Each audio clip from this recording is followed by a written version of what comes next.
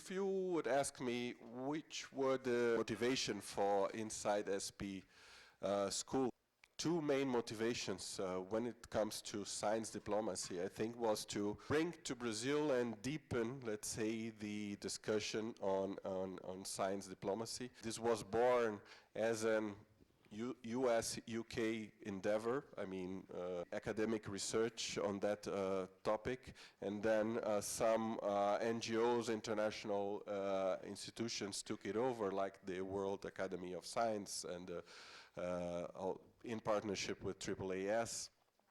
And in recent years, we've seen some other countries taking up also this debate, like in India, for example, we have the RIS, which is a think tank under the Ministry of External Affairs, which holds a yearly science diplomacy program.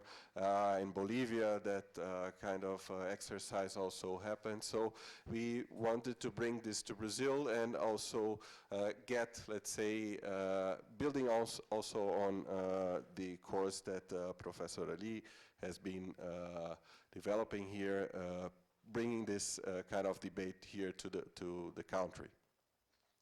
The other motivation, which is, I think, very dear to my heart, and I think is quite unique in this school, is the innovation diplomacy part, which is something that defined as a specific area of academic research.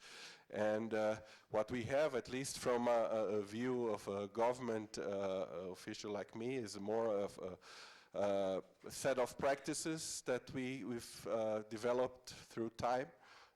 By many stakeholders, but also by government, and that we are trying now to bring under an umbrella that we call innovation diplomacy. Some, I mean, articles have been written in the past years about the subject, and really this school is like intended to really kickstart, like formally kickstart maybe, this process, and the idea of our also practical activity also will be to define a kind of framework for innovation diplomacy that could foster further research and also policies in this area. So in this with this introduction, I would like to really set the context. I would like to refer to a little bit of history of technology. And I assume you all know who these two gentlemen are, right? Who can answer? Yes? Who knows who the other gentleman is? Thomas Edison, yes, right. Thomas Edison was known as the inventor of the light bulb, and Nikola Tesla, among many other things, he was the person who conceptualized the principle of transmitting electricity through alternating current, which proved to be much more efficient than direct current. So Thomas Edison was both an inventor and a businessman. Actually, his name is linked to many inventions: the motion picture camera, the phonograph, the incandescent light bulb. Of course, because he was an inventor, but above all, because he was really a brilliant and a very aggressive businessman. It seemed that, with respect to the light bulb, 22 people before him had already conceptualized and really built a light bulb. But his light bulb proved to be more efficient, had a better vacuum, for example, inside the glass, used more resistant material, and proved to be more suitable for large power systems. Similarly, the motion picture camera, the kinetograph, it was actually not invented by him, but one of his employees, a Scottish man called William Dixon. Tesla, on the contrary, well, he was a great inventor, but he was a terrible businessman.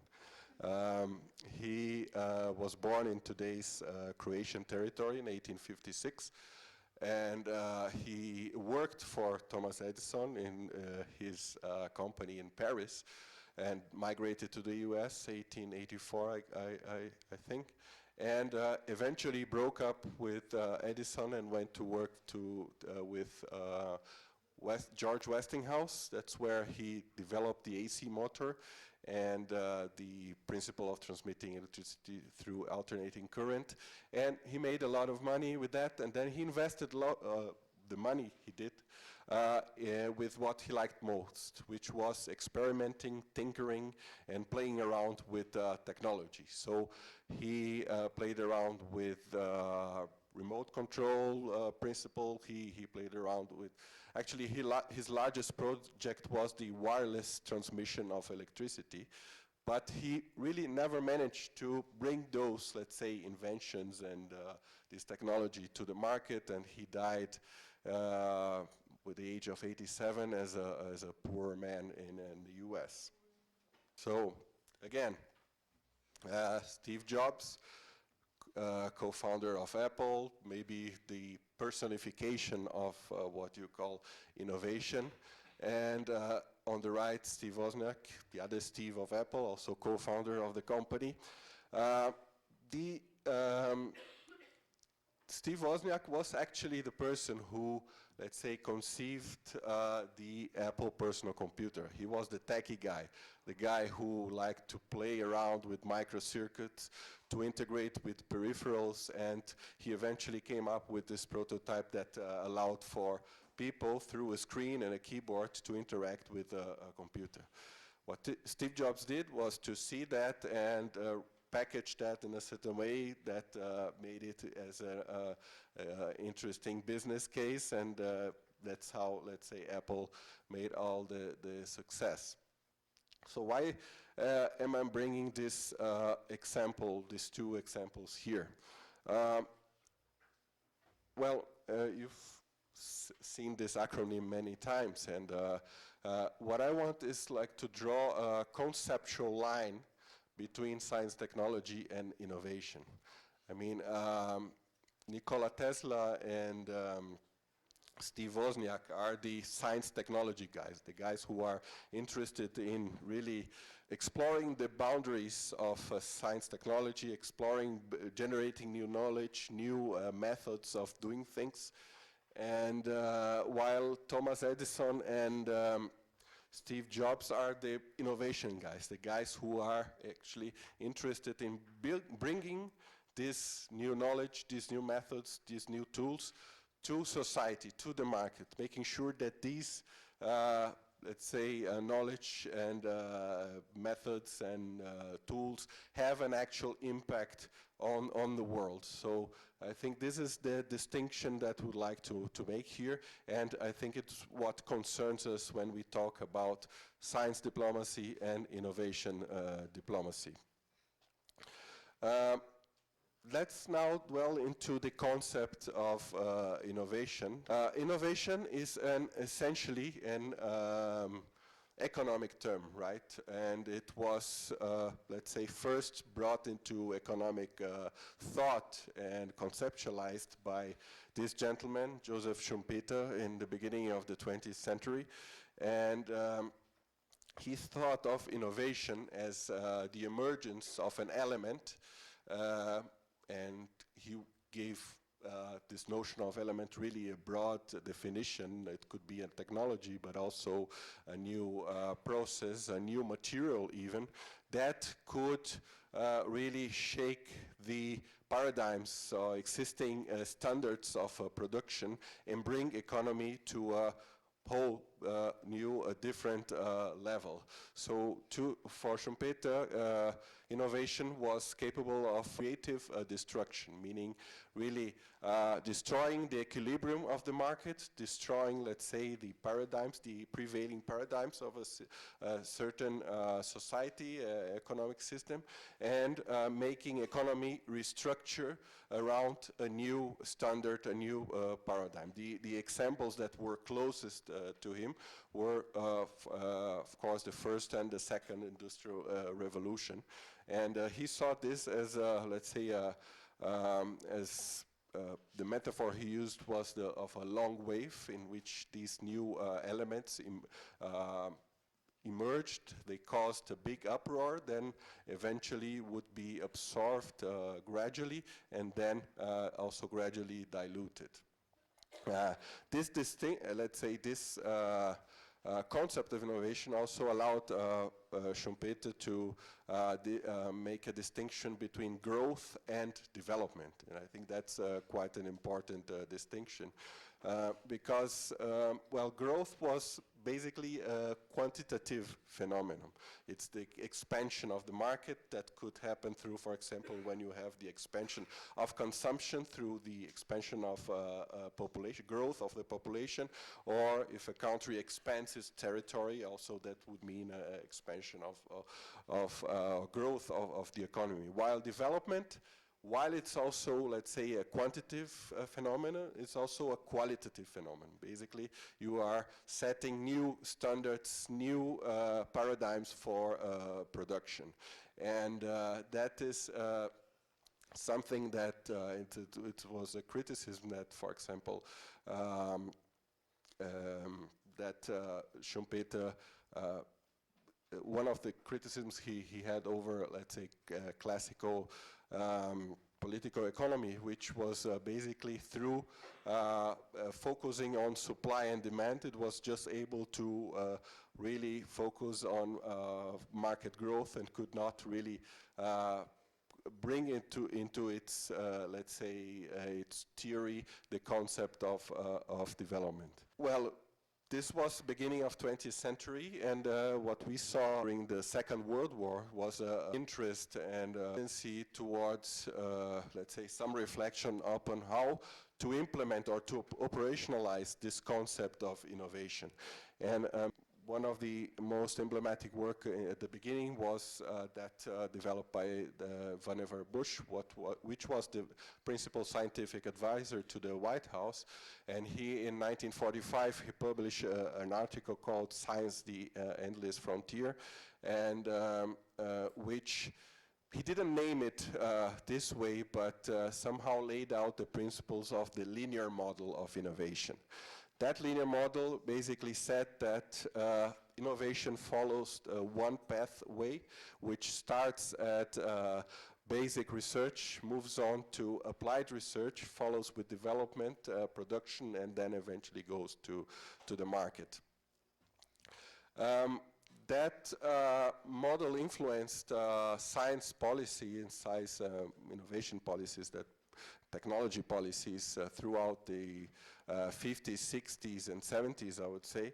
And it was, let's say, the base or a conceptual base for this model was the dichotomy between basic research and applied research, which is a dichotomy that, let's say, we can refer back to ancient times.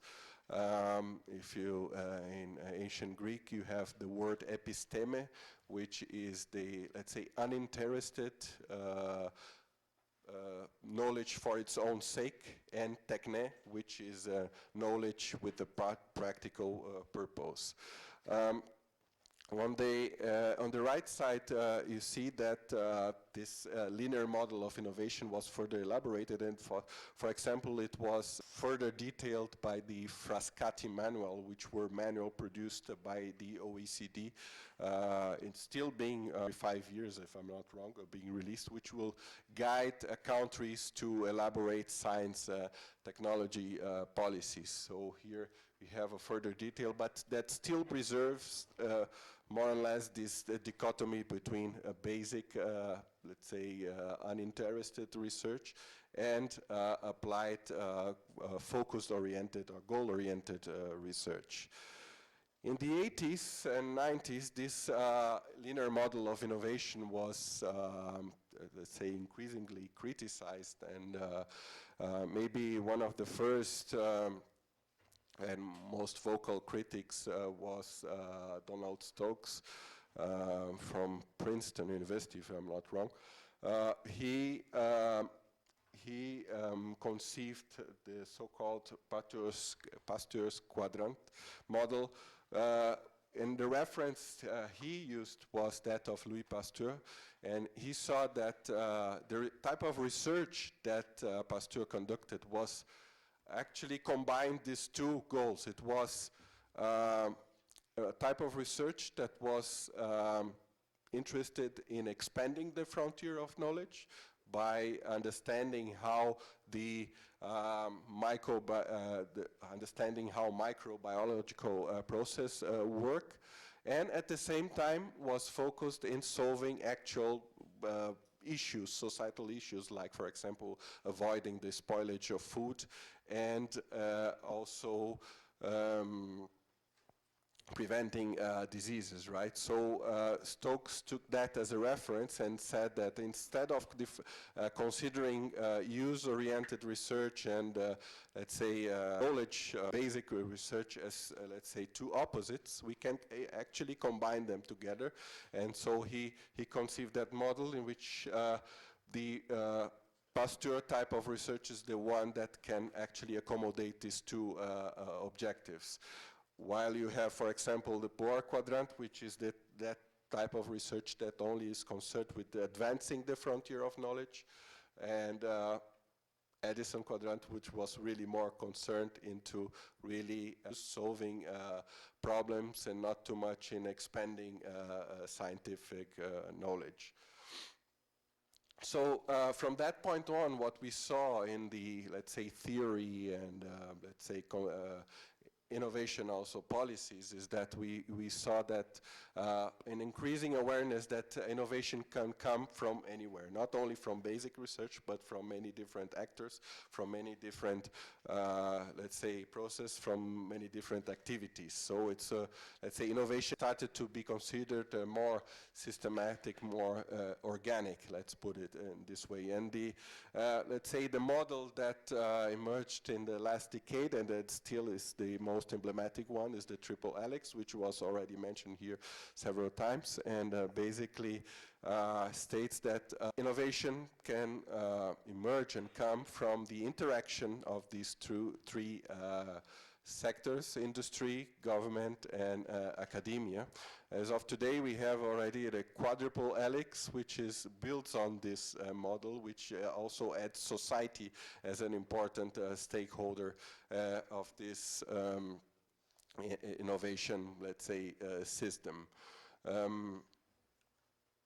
So in this model that was conceived by Etzkowitz and Leidesdorf, and I showed you the cover of that important book that was released that describes this model extensively. The university actually plays a very central role because it's seen as the unique institution which is able to bring together the market, the society, and knowledge. Through the universities developed, let's say, managed to develop and accumulate three missions, starting in its origin with, let's say, educational role, so the transmission of knowledge, then afterwards acquiring also the mission of research, so the production of knowledge, and now recently, of course, this is not only universities who are considered entrepreneurial, but that is considered a third mission, the operationalization of knowledge, so putting knowledge into practice and bringing it to the society, to the economy. Industry, of course, also an essential element in this model. And here what we see is that the industry has been, companies have gradually transformed themselves.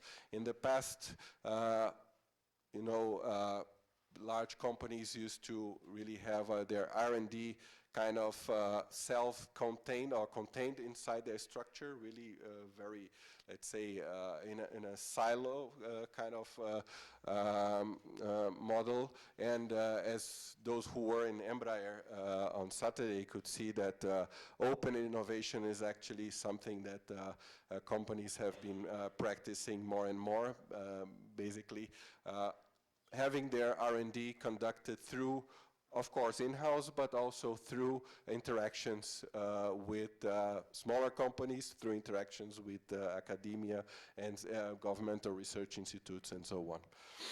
And government, of course, also the third element here. And here what we see is both government acting as a has an important role as a regulator, of course, by defining the rules of the game, let's put it this way, and also providing fiscal incentives by enforcing intellectual property rights, and also the rules for company formation and company governance, and also as an entrepreneur. And here I have the reference of this very famous book of the American-Italian Mariana Mazzucato, which was released in 2013, where she extensively shows the role that government has played throughout history in bringing about and financing the emergence of really disruptive technology.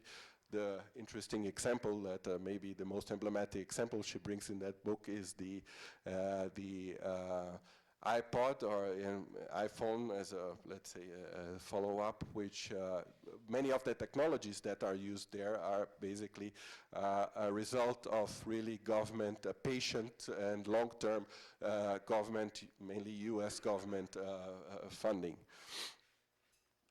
And of course, through that interaction between these three actors, we see the emergence of so-called hybrid entities, like, for example, innovation agencies within universities, technology parks, and incubators, accelerators, and also venture capital.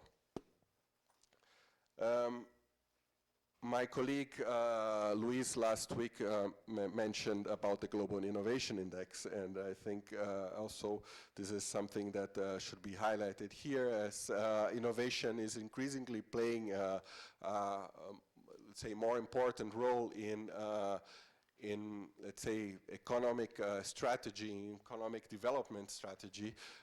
Countries are more concerned with international benchmarks of innovation, and the Global Innovation Index is the, let's say, most famous index that compares countries with respect to their, let's say, performance innovation. Now, coming to innovation diplomacy, which is, let's say, a very new frontier of what we do. And again, I want to highlight that this is, let's say, part of this school is, or I mean, one of the motivation and objectives of this school is to really get this and discuss about these different practices that not only government but other actors, stakeholders are doing, and try to see how we can bring this into an umbrella that has been in the past years been mentioned as innovation diplomacy. And here I have mentioned some of our, let's say, areas in which that we could we see that there is this interaction between the aim, the objective of one country to increase its technological innovative capability, and how this objective, how diplomatic tools or international relation tools are used to achieve this objective. I mean, what I would, at least this is my personal view, what I would include as one of these, let's say, the areas or, let's say, tools that diplomacy has in order to achieve this objective, for example, is to focus on increasing high-tech and R&D, high-tech trade and R&D investment. Of course, international technology transfer. Professor Weiss will talk also about that in the next session. Internationalization of tech companies. These are all, I mean, capacity building, mobilization of human capital, and also fostering partnerships with, between national entities and foreign companies and institutions. I will not go into detail here, but I think one interesting example of attracting R&D investment is Ireland. For example, by attracting companies to build up their R&D centers in Ireland, they have benefited, of course, from high quality jobs, and of course from a spillover effect. If you have like really technological companies in your country, so it's the potentiality for spillover, and that small, medium enterprises are able to somehow interact with this and also to absorb some of this knowledge and build on this knowledge is also the potential is higher. International technology transfer, of course, this is a broad area. And I think it's important that we here make a distinction between technology transfer and international technology transfer. In theory, basically, I mean, technology transfer is bringing technological know-how, technological knowledge from the place it was conceived to, let's say, another entity, to another owner. And international technology transfer would, in theory, mean that when this process happens cross-border. But in practice, what we see is that technology transfer more or less is referred to when universities or research institutions sell their intellectual property to companies to license or sell their intellectual property to companies or to research institutions, to government companies that will then build on this knowledge and bring this to the market. But international technology transfer has been normally, in practice, used as a much broader term. It can mean trade in high-tech products, and depending on the stance of the country which transfers the knowledge and also receives the knowledge, the definition of international technology transfer changes. So it can mean the trade in high-tech products.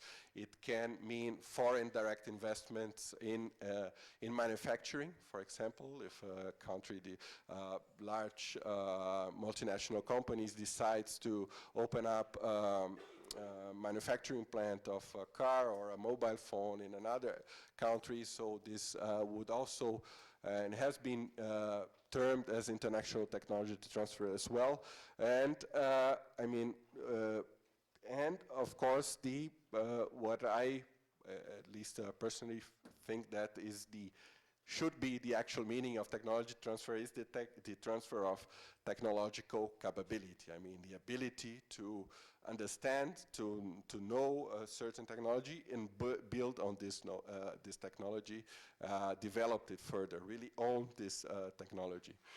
So this is also an interesting, let's say, area of focus for innovation diplomacy. We have some interesting example of international technology transfer. One here is that was, let's say, a process that was done through foreign direct investment, which is the case of the oil and gas sector in Norway. Well, Norway until the 70s, I think no drop of oil was extracted from Norway until 1971.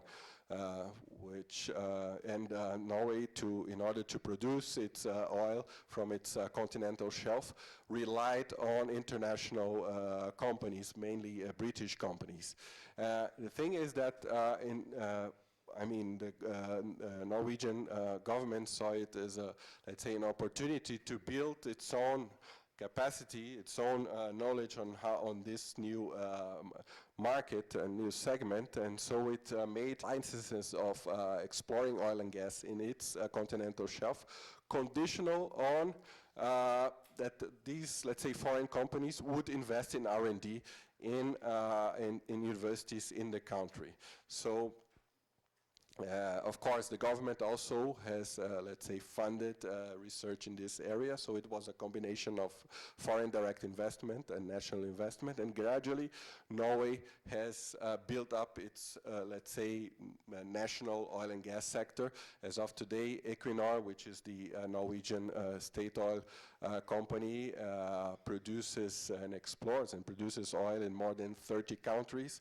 It's a technology leader in offshore basis, and also deep sea oil drilling, like Petrobras in Brazil. And more interesting, that sector also caused, let's say, a spillover effect, or and we had, let's say, the naval industry and renewable energy sector in Norway also grew and benefited a lot from, let's say, development in the oil and gas sector in the country. There is an interesting example of a startup, a Norwegian startup, that built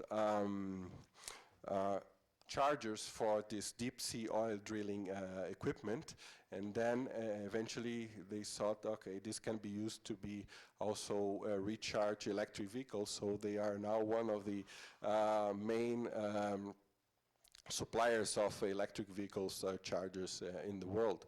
So that's an interesting example of a spillover in that context. But that's also an interesting example of international technology transfer that happened through an offset agreement. When it comes to internationalization of tech companies, I think that's another, let's say, area of innovation diplomacy, where we have basically diplomacy being used to facilitate the access of tech startups, for example, in international markets. We saw also from my colleague Luis, who elaborated on that. And here this can happen in many ways, so through, for example, visits or organization of visits of a group of startups to an international market. For example, this is a Brazilian company called Stokes, which organizes a mission to foreign markets. This one was organized visits in China, Shanghai and Beijing. We have then a further, let's say, more elaborate model, which I would call innovation missions, which consists of, let's say, a long-term process cycle that starts with a preparatory process in which the startups are selected and then are given proper training, pitch training, for example, or training with specific training for that target market. Then they would actually have the actual visit in the foreign city or foreign innovation ecosystem, and then would also there will be let's say a follow-up process in which the results are measured in terms, for example, of how many of these startups that went abroad, how many actually managed to conclude and make some business in that market. And let's say the latest evolution of this kind of process, this exercise is what we call a cross-incubation of startups. We are now in India doing a program between Indian and Brazilian agri-tech startups. So we'll have a mission of Brazilian agri-techs going to India and staying 3 weeks there. They will be where they will be have the opportunity to interact with potential investors, with potential customers, and get to know more about the Indian market. And on a second phase, we'll have Indian agri-techs coming to Brazil, visiting some interesting ecosystem technology parks here in the country, and also get to know the local market and possibly explore some opportunities here. So the other area of innovation diplomacy, which also again will have a dedicated panel and discussion, is what I think is the mobilization of science technology diasporas. Normally, we discuss this here. We've seen the, let's say, immigration of scientists and engineers as, at least from a developing country point of view, we've seen as, let's say, a very negative phenomenon, and we've been terming this historically as a brain drain. But there are some interesting examples, and here again I refer to India. We have a professor that will discuss here a little bit about the role that the Indian diaspora in the US has played in the, let's say, in the growth and the consolidation of the Indian IT industry. So the role that the Indian engineers that went to the US, the link that the role that they've played in establish link between, let's say, local companies in their origin country. As of today, the Indian IT industry exports more than $100 billion a year. 80% of that is exported to the US market, and that's largely, let's say, the result of the activity and this role that has been played by the Indian diaspora, which is very present. I mean, in the US market, the CEO of Google, Microsoft, Adobe, they are all Indian origin. So there's really, it's a very significant presence in that market, and also in the UK and other in the developed markets as well.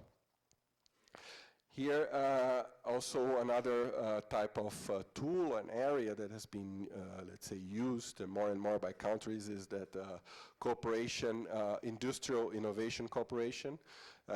Some agencies, GITA in India and EMBRAPI here, that was mentioned by Guilherme, here also have been exploring programs in which these funding agencies from these countries basically fund the development of new technologies, disruptive technologies involving companies of two countries.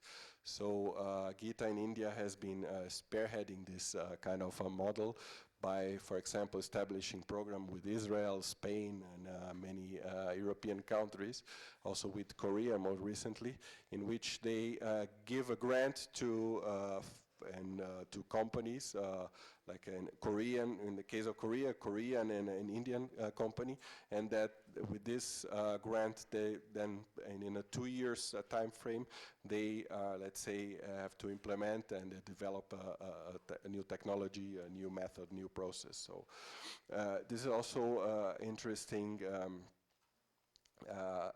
tool that has been implemented with some variations. In the case of India, for example, they give conditional grants. In the case of Brazil, it's not non-conditional grants. So, but it's been a tool that's been more and more used by countries. Well, I will not go into detail here, since you had a whole session with Luis on this, but Brazil has been working for some years now in implementing some of these tools of innovation diplomacy. Start Out Brazil is an interesting let's say, example of, let's say, innovation mission of bringing startups to foreign markets. Well, thank you very much.